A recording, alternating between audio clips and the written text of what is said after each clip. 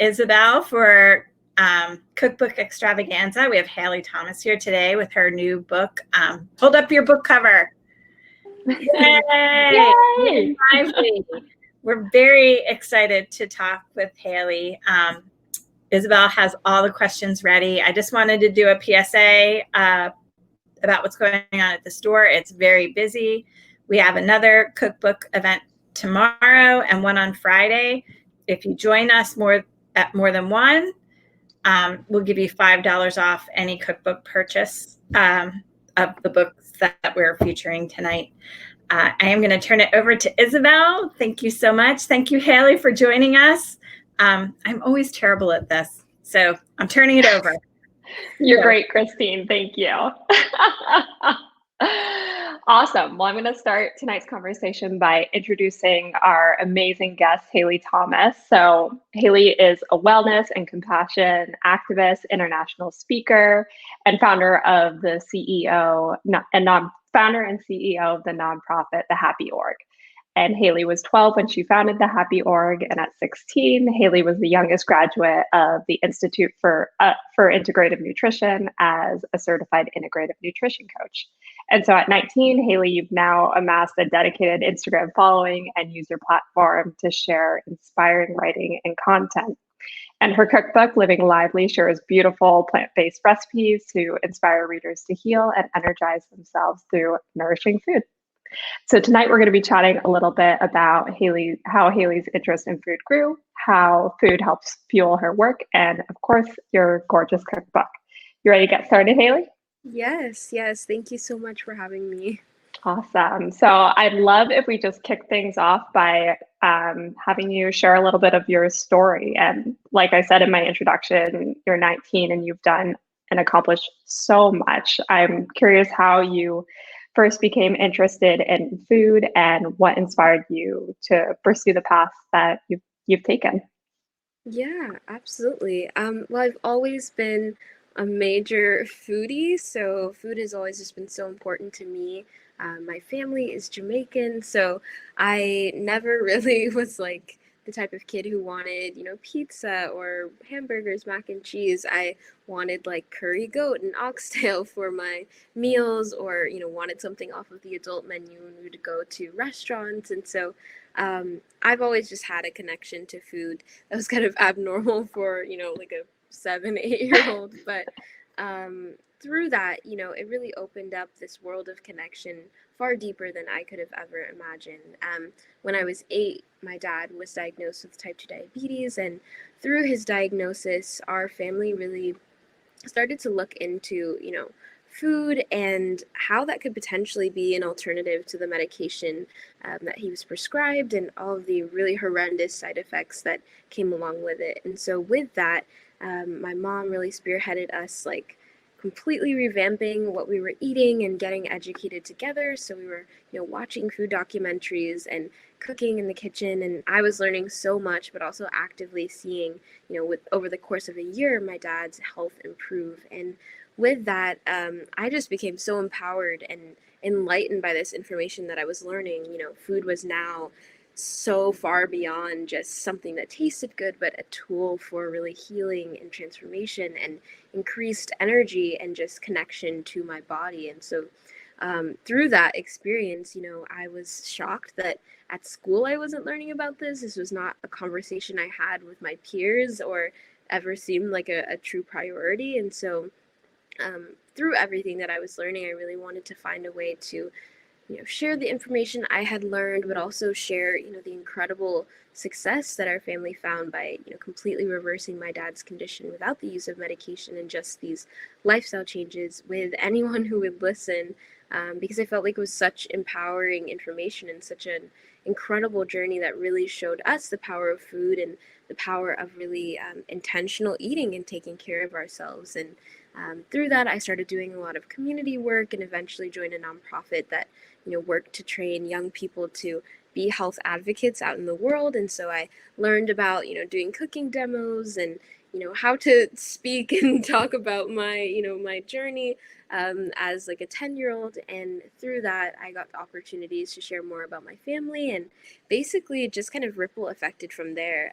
There was this really big need for youth voices at the time, and it's amazing to see that be such a staple in our society now. But then I would often be like the only kid in the room at different events, centered around health and wellness or youth education even. And it was mind-blowing to me because we were talking about how to get young people engaged in wellness and healthy eating, and there was no representation of that except for like one 10-year-old girl, which happened to be me. So having that experience and being able to do some really incredible things through this path of just sharing my story of what happened, with my family, but also the power of young people, becoming leaders in their lives, starting with how they fuel themselves, was such a needed thing, and it's still so needed. And it's been a 10-year journey now, basically, that's taken me all around the world, and it's been an incredible. And now, I have this book, and I've been able to start my nonprofit, Happy, which teaches plant-based and wellness education to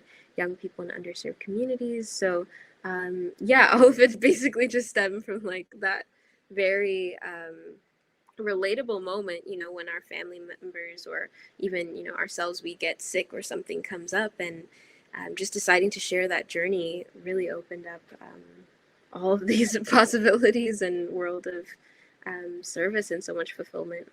That's so incredible. And I think you so beautifully communicate just your passion and excitement for healthy, nourishing food. And because you have this very personal component of your story with your family, you're able to share that with such conviction. It's incredible. Thank you. Yeah. I'm curious, like what did that feel like being the only kid in the room at some of these discussions? I think that I'm happy that during that time I was so young and confident in just doing whatever and doing what I wanted, and exploring that. And luckily my parents were really supportive in that journey, but also had kind of raised me to be very curious and self-secure and able to communicate with adults or anybody. And so I think with those tools and really feeling that I could be a leader and a valued voice in that space of just adults, that in itself really made me comfortable, and something I'm so grateful for, because I've been able to grow into my voice, so much earlier, and through that, then I've been able to really find what is truly my voice, So it's been a really interesting journey, but at the time I really didn't think much of it because I'm used to talking to adults at home, or when my parents have friends over, I'm sitting there listening to the conversation and sharing my opinions too. So with that, I think that definitely helped me feel comfortable. That's amazing. So I wanted to shift it a little bit to, it seems like you do a great job of balancing the work that you do in terms of activism with also pouring into yourself and taking care of yourself. And a lot of people oftentimes think that those things are mutually exclusive. I'm curious, how do you navigate that dynamic between self-care and caring for others out in the world and creating space for both activism and self-care? Mm-hmm. I think that it's a continuous journey, and I can never really pinpoint like a perfect recipe for that, balance. But I think just in striving for balance, you're able to find a pretty happy medium.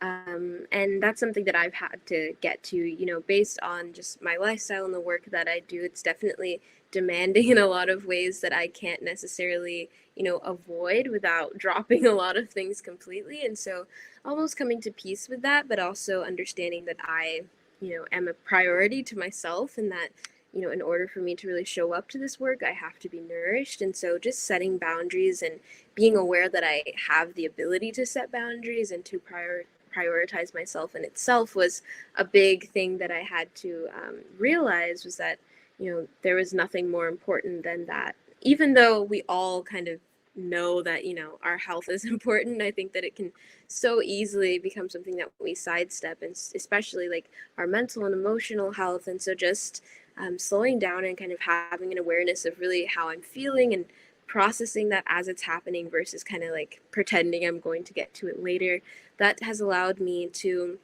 tap into a different kind of self-care, one that kind of pops up simultaneously as, stress arises or challenges do, and I just enter that situation with more mindfulness. And I think having self-care that's really flexible and accessible to us in any moment, not just when we, set aside 15 minutes to meditate or, do our skincare routine, but in any moment that we need to call on that presence or sense of, inner safety. So I think that really just cultivating that and actively striving for it has helped me significantly, knowing that it's not really a destination, but a continuous journey, keeps me like positive and not feeling too overwhelmed or upset if I, happen to skip a meditation or something like that in the morning. Absolutely. I think that's such a refreshing approach to hear. And also, it sounds like a really sustainable one, too, because you're right. I think most of the time people do see self care or just taking care of yourself in any way as carving out these large chunks of time for whatever practice it is. But I love that idea of taking a minute here or just reconnecting with yourself for even just a moment. I think I love that. I'm going to start trying that. So I'm curious how you decided to become vegan, and is there anything that's surprised you about the experience, or are there any particular challenges that you've experienced as well?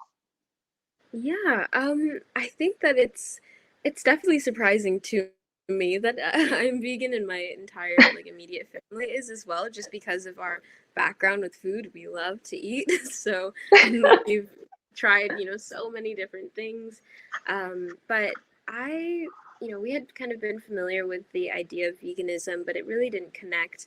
I think that we kind of had the mainstream perception that like it's a hippie thing, or, for like white people, or not really accessible. Looks like you don't really eat much but like lettuce, or, stereotypes. And I didn't really think much more of it until I saw an article about red meat causing cancer. And after that, I just couldn't really get it out of my head. I thought like, why, like, it's not, I mean, I like steak or whatever, but is it worth like cancer? And Yeah. I mean, it's probably, it's not always cancer for people who eat red meat like immediately, but for some reason it just kind of gave me this feeling like maybe I can try this, and maybe, I will feel better and be healthier. And so it really just started out as like a challenge to see if we could survive on the vegan diet and like test all the myths, but also to expand that culinary creativity and to go beyond what we had gotten so accustomed to. And the world of plant-based foods, it's incredible, the technology and science behind it, but also just the innovation and creativity with whole foods in themselves. It's incredible what you can do with just some intention and mindfulness when you're preparing, fruits and vegetables and grains and legumes. And so, we just decided together as a family to do like an challenge from August of, I think this was like 2014 through the end of the year. And wait, was this 2014? I don't know, but anyway, I think it was like 5 or 6 years ago. But so we decided to do this challenge, and we just fell in love with it. And I think it was because of the expanded purpose in veganism. And I think that it can get so muddled, and within even the vegan community, it can be very hard to to feel like the approach is really appropriate, and feel like you want to identify with that in many cases. But what I started learning about animal agriculture and fashion industries and the environmental destruction, and it was just ridiculous. And I really felt like that was so powerful that 3 times a day I could really be making a difference with what was on my plate, and the dollars that I was contributing to my local farmers, or even at my regular supermarket, creating that demand for vegan products by purchasing them, like being a part of that.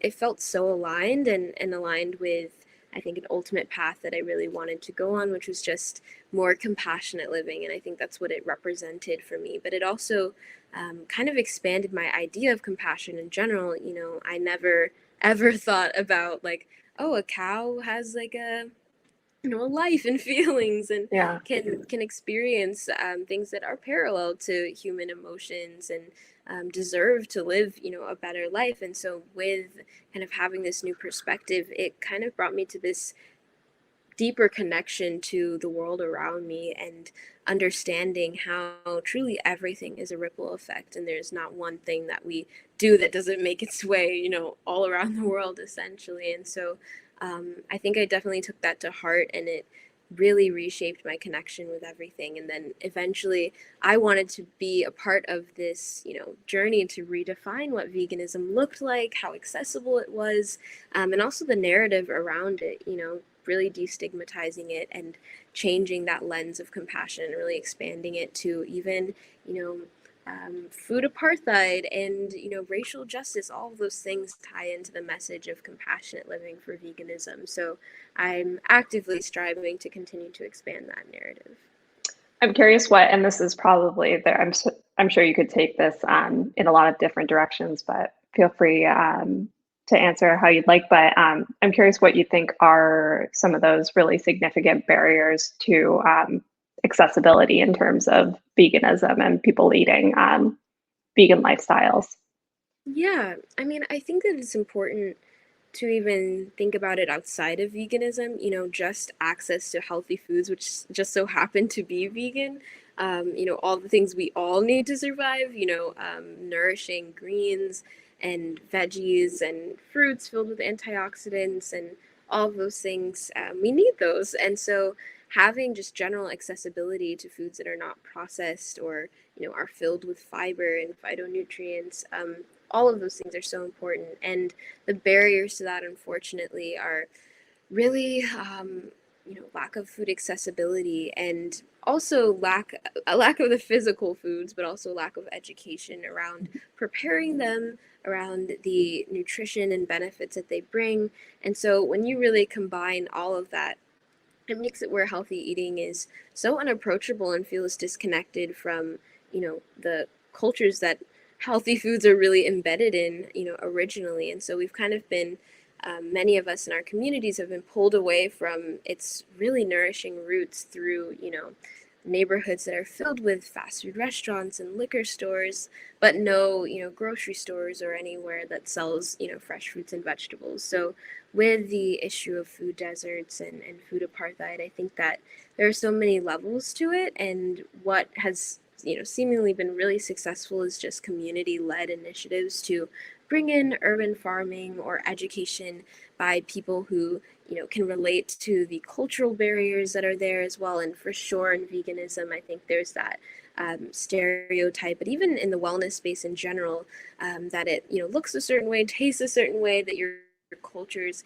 cannot be infused into healthy eating. But that's definitely a myth. And so it's so important to really bridge those gaps, culturally, accessibility wise, educational wise, and to really find that all of that is interconnected and makes it, more or less accessible. So it's really important to keep that in mind, all the time as we're talking about wellness. And, even in my book, I have guides to help make, vegan recipes more accessible, or how to, save on food leftovers, things like that, to really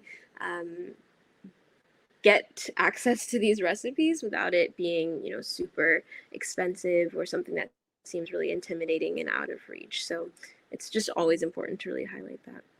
Absolutely. I love that you do that in your book, that you give all these options for making this lifestyle and these recipes and all these things a lot more accessible. I think that's oftentimes something that other cookbook authors might overlook or not give attention to in their books. And I love that you dedicate space and time for that in your book. I think that's amazing.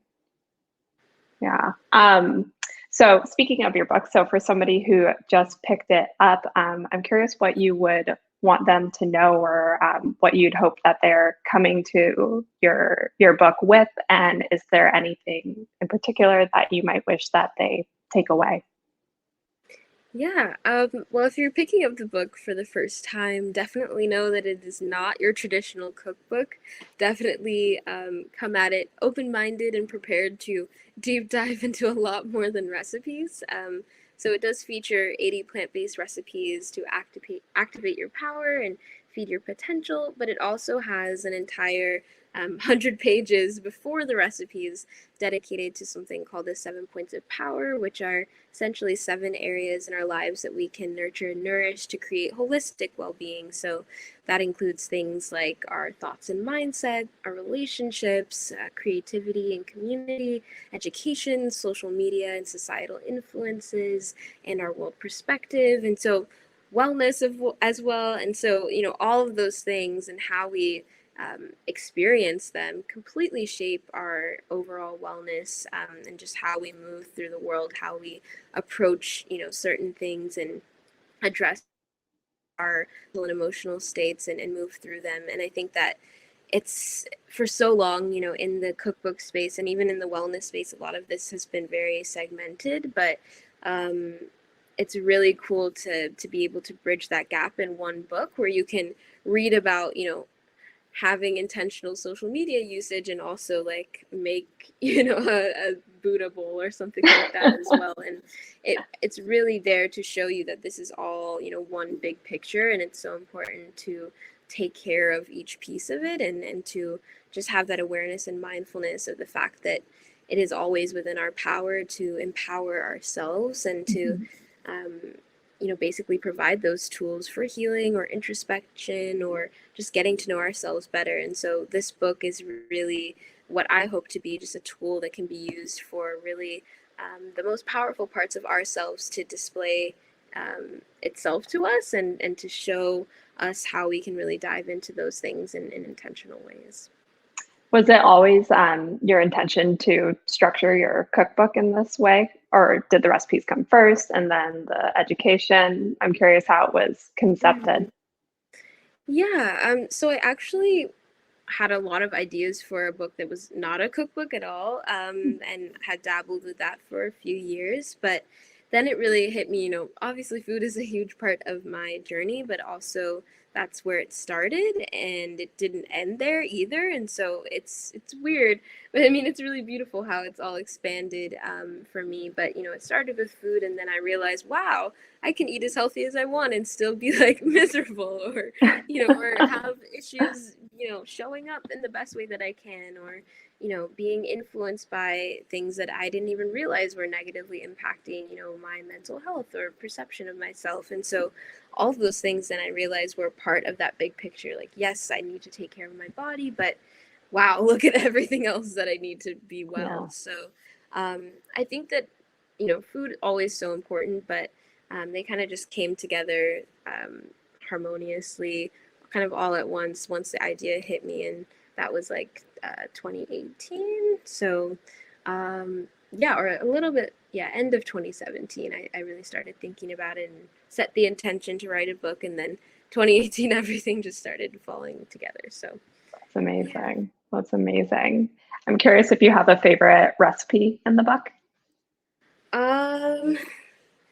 I think that one of my favorite recipes is actually featured in this burger I have launching soon, but it's for oven fried maitake mushrooms. And I love this because having like crispy, gluten-free anything is one thing, but then to make it vegan as well is another, and then not to use a fryer. So the technique for making this is like kind of unique, but it's such an easy recipe and so satisfying. I love adding it to a bunch of crazy things, but also like simple recipes. But one of my favorite things to add it to is like a lemon cornbread slice with and chipotle aioli on top, and then Oh you my put the gosh. crispy mushroom, and it's just so good. Like, it can be elevated and really simple. So I love recipes like that mimic comfort favorites, but are also super versatile and unique. So Love I guess that. that's my favorite right now. Yum, so good. I was gonna ask if there's a particular recipe too that's been giving you comfort during these past few challenging months, but Sounds like that's quite comforting. Yeah, no, that one is super comforting. I love like my mom's curry mushrooms and rice and peas recipe is in here. That's just a classic from my childhood that's been, adapted to be vegan. And that's great for like colder months, really nice and hearty. And I think that honestly all of them are meant to be pretty flexible as well. So like there's a whole make it your own section, and that's really when it gets super fun with like the different seasons, and using seasonal fruits and vegetables and making those swaps is so important. So that section is fun to look at each season as it changes. Do you have a favorite season for cooking? Um, I kind of feel like it's spring for me. Everything is just so fresh and light, and I can make all of like my bowls during that time. And yeah, I think that is my favorites. But fall would probably be second, just because of all like the pumpkin spice flavors. Absolutely. Oh, so good. Do you have a go-to ingredient that you think is kind of like a magic ingredient for like amplifying the flavor or the texture of vegan dishes? I feel like just what I love using on everything, sweet or savory, is actually like tahini. That's been something I've been obsessed with for a few months now, and I love like if I'm making oatmeal or pancakes or something like that, or even like overnight oats, I make like a tahini maple syrup, and that is just so good. It really grounds everything and has this nice nuttiness, and I love that. And that's great on any bowl, in my opinion. I just put it on everything. But yeah, I love tahini. So good. Yum. So I want to turn a little bit to social media, because that's a space in which you're quite active and you have a really dedicated following. And so you're coming of age in this time when social media drives and it influences so many of our interactions. And now, of course, with COVID, many of our communities exist primarily within that sphere. So I'm curious how you approach building community and finding connection online.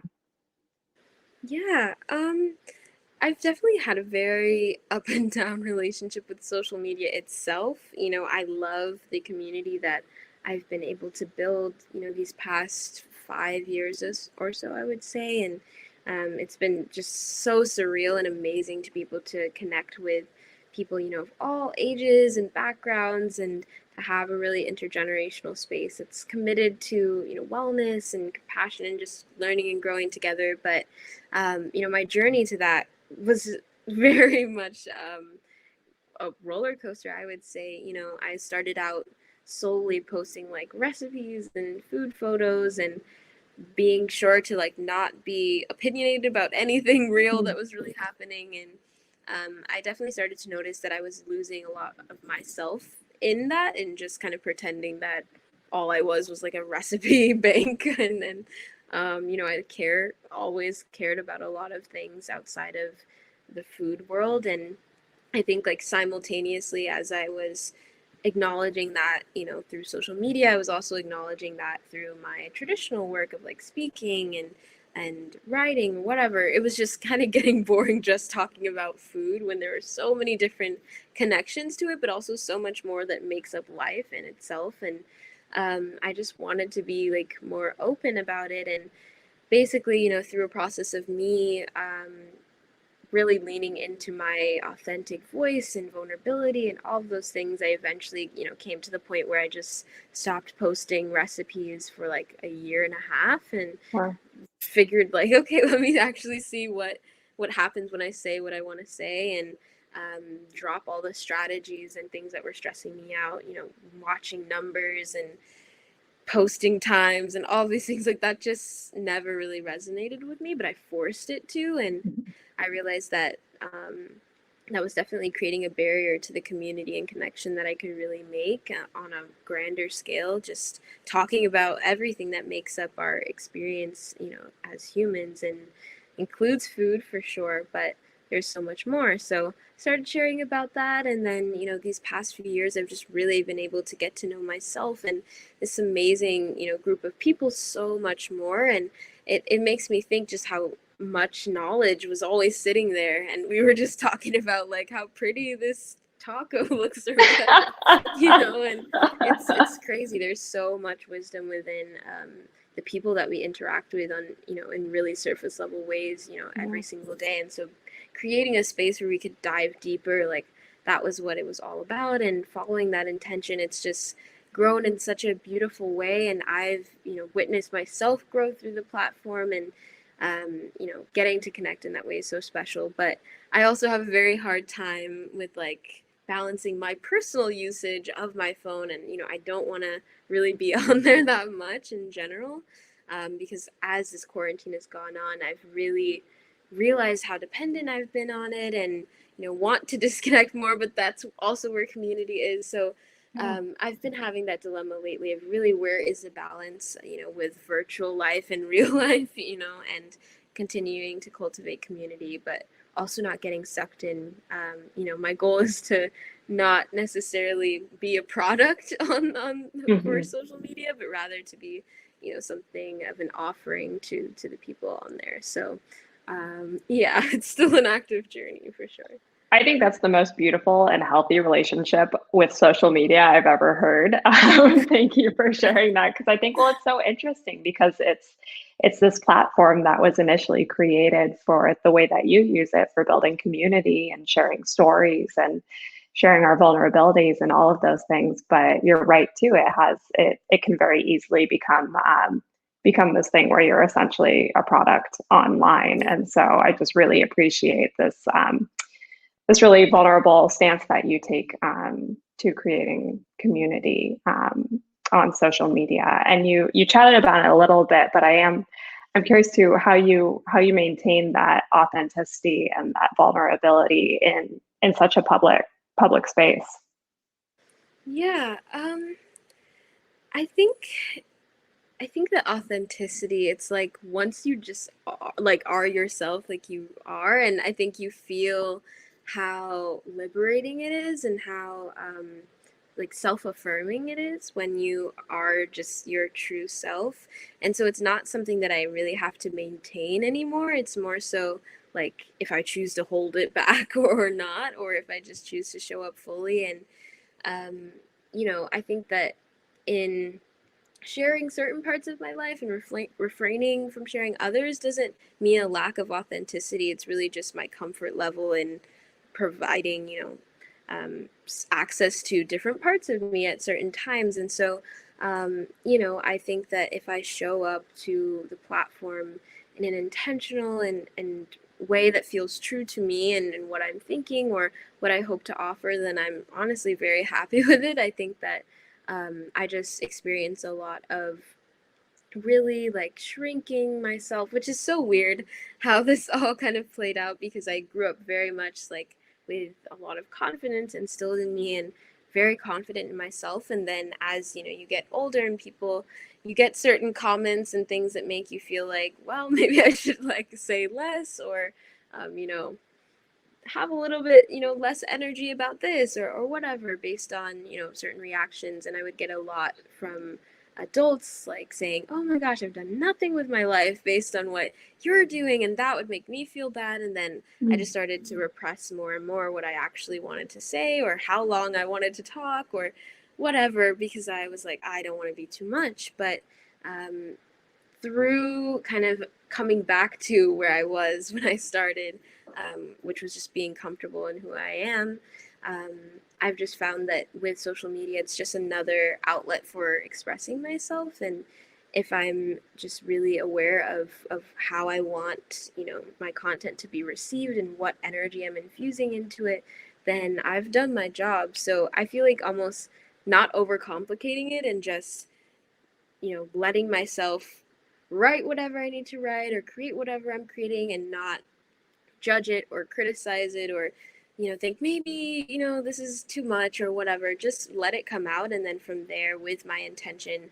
have that guide me in how I really execute that and share it with the community. So it's a very mindful process, and I think that just always being aware of how we're shutting out our authenticity, or how it's allowed and how we shine, through it. I think that's so important, and that definitely guides how I show up. I sometimes will go between like not posting anything for 2 weeks, and then I'll be like, okay, I feel like posting now, and I follow that, versus, oh, the algorithm is gonna hate me. Like, okay, I feel like posting now. This is gonna be the most aligned content that I put out right now. It's not forced.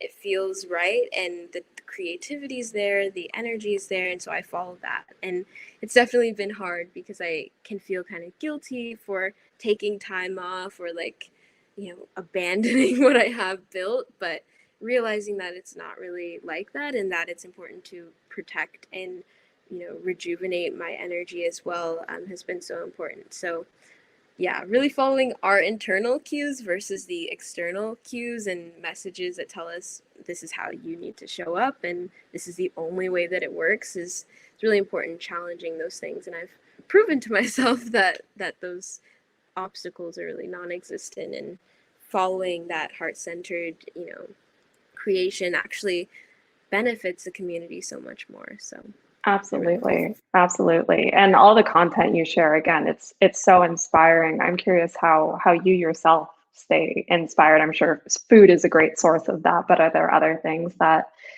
keep you inspired as well? yeah, I mean, food and of course the seasons and all of those things are very inspiring for me. Nature in itself is super inspiring, but I'm also just always trying to like learn more. Not even trying, I'm just my like my state of being is just looking and searching and reading and trying to find things. But also, I think just being inspired, it's interesting, like just being inspired by my life as it is has also been very helpful for me, because I think we can kind of feel as though the inspiration lies outside of ourselves, but I think it's something that more so comes up through our perception of the world around us or whatever we're engaging with. So therefore the inspiration is really built through us, and we experience it within ourselves. So um, it's been helpful for me to actually disconnect from so much input and figure out what am I like actually witnessing and experiencing, and what does it mean to me versus what is everybody experiencing and what does it mean to everyone, and kind of falling into like that group mentality, really stepping back, leaving Instagram for 2 weeks and figuring out like, wow, what do I actually enjoy in my life right now? What am I seeing that is beautiful or makes me think about this, or what connects to what I'm experiencing now and what the world is experiencing? And so just stepping away is also really inspiring to me. Kind of, yeah, seeking the inspiration in just life itself is really cool. And then that means it can come from anywhere. Yeah. Isn't it so interesting how often we look for, all of these external sources of knowledge and inspiration, all these things. And the fact is, like, when you go internal and when you spend time with yourself, like, that's oftentimes when you get your greatest ideas and your greatest inspiration and all those things. Yeah, that's pretty crazy. So for a lot of us, particularly in this moment in time where we're looking to make a difference in our communities, and clearly you've done that for so many communities, I'm curious, what advice would you share with somebody who's looking to make a difference in some way? Yeah, I think that really what's powerful is our stories and our vulnerability and connecting that with others. And how I got into service was through that, through seeing, wow, this experience that my family had is not at all unique and is universal in many ways. And potentially sharing this story and this inspiration could bring about change in other people's lives. And I think that it's so easy to kind of see like the activist blueprint nowadays and think, this is exactly how it needs to go. I need to go to protests, and I need to like, be a speaker, or I need to have a big social media following, or, make money off of this, whatever it is. It's become like a profession now to be an activist, and a brand is around it. And it's really weird to me. I think it's kind of interesting. But when we really look beyond the blueprints and we figure out what really rings true for us and what gifts and perspectives that we have to offer that, you know, that feel needed or just that we wish to share. Even, you know, we don't have to have the external validation that it's needed. I think anything that really resonates with us to share is worth sharing, and there's nothing, you know, even if you think, oh, like this already exists, or, you know, people are already talking about this, if you're passionate about it and it's coming from your perspective, it's completely new and can add an entire you know, new and amazing dimension to the space. And so I think really just asking ourselves, you know, how we wish to show up, what gifts can we bring to that, what creativity can we bring to it, what personal experiences can we incorporate into our service, and how we can use that to connect with others. I think asking ourselves those really intentional questions is so helpful. And that's why, you know, in Living Lively, there's like a bunch of different slots for journaling, because when we just pause and really ask ourselves, like, why is this important to me? What do I believe I can offer?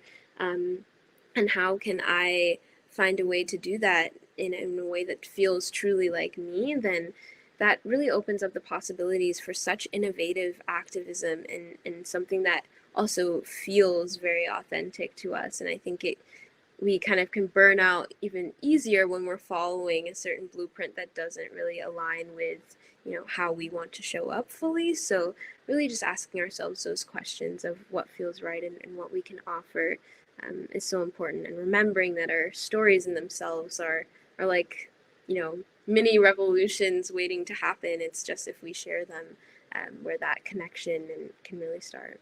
Absolutely. And like you said, I think it's fabulous that Living Lively allows for that kind of reflection with yourself. Like I never expected to pick up a cookbook and go through all and to just learn so much about myself and feel so inspired. So it's a wonderful part of the book. It's incredible. Thank you. Yeah. So final question. We chatted about this a little bit before we got started. But I'm curious what you're excited about next. You're talking about the launch of an exciting project this week, but are there other things that you're looking forward to? Yes, so I do have something pretty great coming up.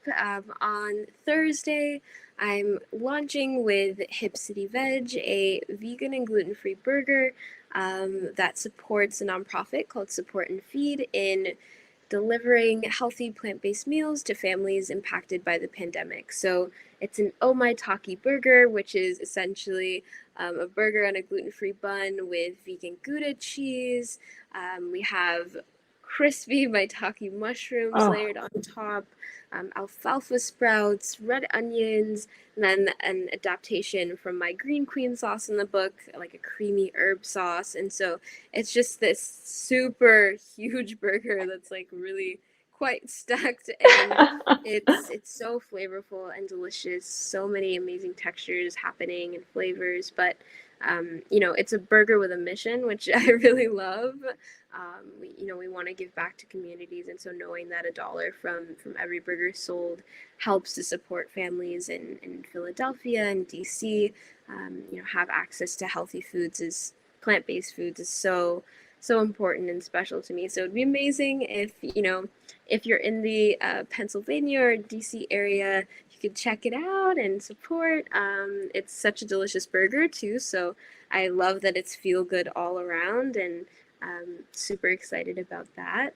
So yeah, that's immediate upcoming excitedness. And then of course I'm always trying to find ways to really, tune into my creativity in a way that can hopefully, be conducive of a kind of space for peace virtually. And that's something I've just constantly been thinking about, how I can really expand that. And so I'm definitely looking into going back to YouTube, which will be fun.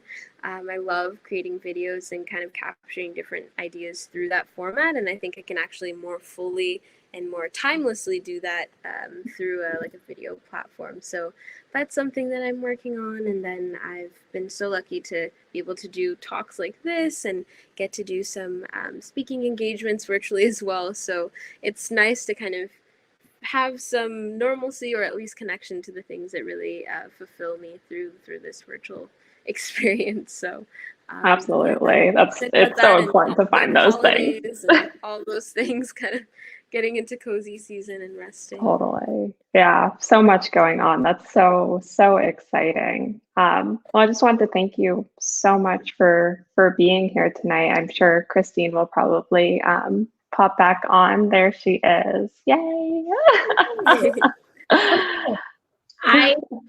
I think you're amazing, and it's incredible what you're doing. I also believe food is our medicine, and people, my own family who live on the East Coast think I'm crazy. You know, I went back probably 10 years ago, started with green smoothies. They would not take that. No green. I think they call it pond muck. Wow. Okay. I think what you're doing is amazing, and I think you're inspiring to so many generations. I don't know how much you know about Portland, but we have a pretty disenfranchised, unbalanced food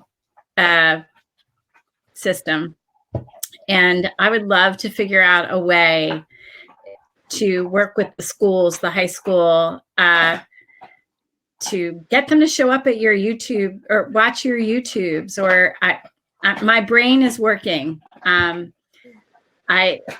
I'm really the idea generator, and I just like Me too. But, yeah, we can brainstorm on it.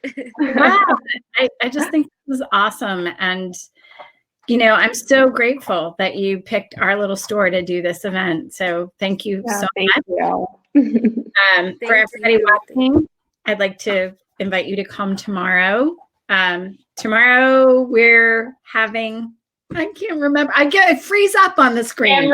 Anne-Marie Ahern. Anne-Marie Ahern tomorrow. At 5 o'clock. Yes. 5 o'clock. Any closing words, anybody?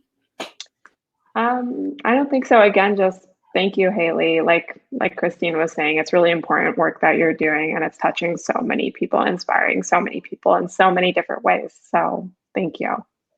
Oh, thank you so much. I mean, it's wonderful to have these conversations and to be able to think of wellness in an expanded way, but also to recognize that it's such an important part of our interconnectedness and understanding each other. Like, getting to do that self-work really helps us approach others with compassion, and that's definitely, you know, what we need more of during this time. So thank you again for highlighting Living Lively and selling it. It's awesome.